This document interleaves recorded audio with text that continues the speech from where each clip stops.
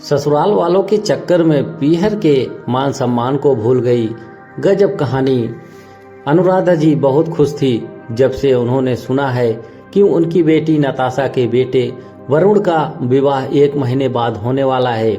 उनके पैर तो ही जमीन पर नहीं पड़ते, साथ ही साथ वे थोड़ा परेशान भी हैं कि आखिर मायरे में क्या क्या देना होगा।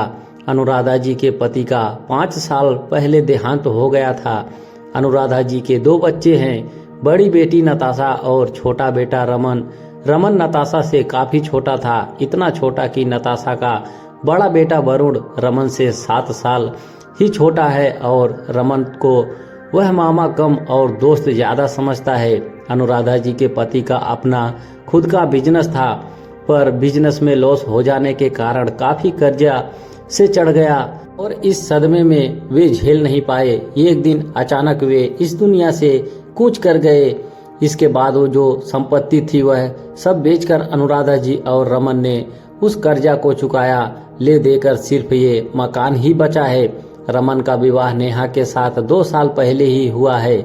नेहा और रमन मिलकर नौकरी करते हैं और जैसे तैसे घर का खर्चा उठाते हैं, क्योंकि शादी में हुआ कर्जा भी चुकाना है। साथ ही अनुराधा जी का भी तबीयत ठीक नहीं रहती तो दवाइयों का खर्चा भी है। दोनों फिलहाल बच्चे की जिम्मेदारी भी लेने को तैयार नहीं है। जब कुछ सेविंग हो जाए तो और उनके बाद ही वे परिवार को आगे बढ़ाने की सोच रहे हैं।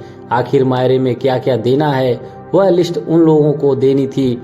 इसीलिए नताशा इस संडे को अनुराधा जी के यहाँ आने वाली है, क्योंकि उस दिन सब लोग घर पर मौजूद रहते हैं। जब संडे को नताशा घर आई तो अपने साथ पूरी लिस्ट लेकर आई थी।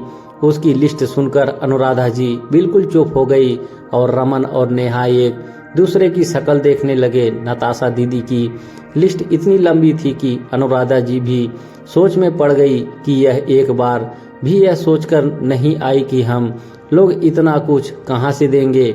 दीदी लिस्ट सोचकर समझकर तो बनाई होती, इतना सब कुछ कैसे देंगे। नेहा ने कहा, मायरा तो देना ही पड़ेगा भाभी। अनुराधा जी ने कहा, लेकिन बेटा यह कुछ ज्यादा नहीं है।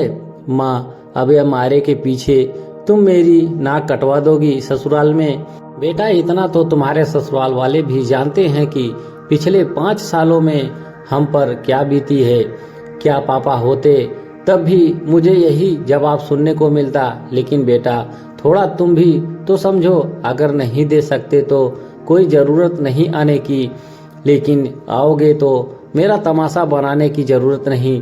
यह तो देना ही पड़ेगा आप लोगों को। लेकिन कुछ नहीं, आखिर मेरा भी प्रॉपर्टी में हिस्सा है। सुनकर अनुराधा जी बिल्कुल चुप हो गई और उनकी आंखों में आंसू आ गए।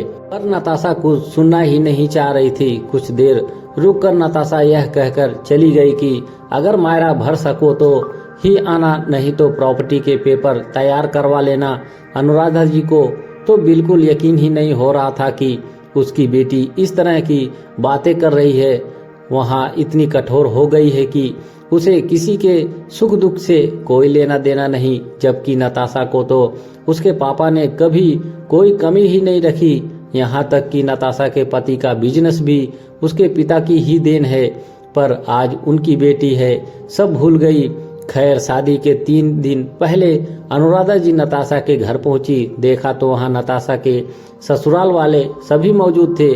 जब नताशा ने अपनी माँ को वहां आए देखा और उसके भाई व नेहा को वहां नहीं देखा तो पूछने लगी, अरे माँ, आप अकेली आई हो, रमन और नेहा कहाँ हैं? हाँ, वो दरअसल तुमने कहा था ना कि मायरा भर सको तो ही आना, नहीं तो प्रॉपर्टी के पेपर तैयार करवा लेना। यह सुनकर सब लोग अनुराधा जी व नताशा की तरफ देखने लगे, पर अनुराधा जी ने बोलना जारी रखा, मैं तो प्रॉपर्टी के पेपर तैयार कर लाई हूँ और प्रॉपर्टी तो मेरे पास है नहीं। ले देकर वह घर बचा है जो सोचा तुम दोनों में बराबर बांट दूं, इसीलिए पेपर तैयार कर लाई। अब बाकी का हिसाब किताब भी कर लो। कैसा हिसाब किताब? अरे पहले सुन तो सही। तुम्हें याद ही तुम्हारे पति का काम जब नहीं चलता था तो तुम्हारे पिताजी ने उस समय तुम्हें 5 लाख रुपए बिजनेस शुरू करने के लिए दिए थे, तो वह पैसे चुका दो। और हाँ रमन, मेरी जिम्मेदारी अकेले ही उठा रहा है, तो जब तुम्हें प्रॉपर्टी में हिस्सेदारी चाहिए तो जिम्मेदारी में भी बराबर की हिस्सेदारी तुम्हें करनी पड़ेगी। तो बता, मैं कब से हूँ तेरे पास रहने के लिए। यह आप क्या बोल रही हो माँ?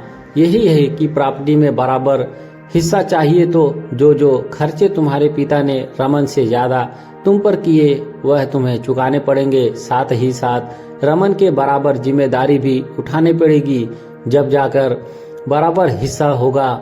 माँ, आप इस तरह से मेरे ससुराल वालों के सामने मुझे क्यों बेइज्जत कर रही हैं? क्योंकि तुम ससुराल वालों के चक्कर में अपने पीहर के मान सम्मान को भूल चुकी हो।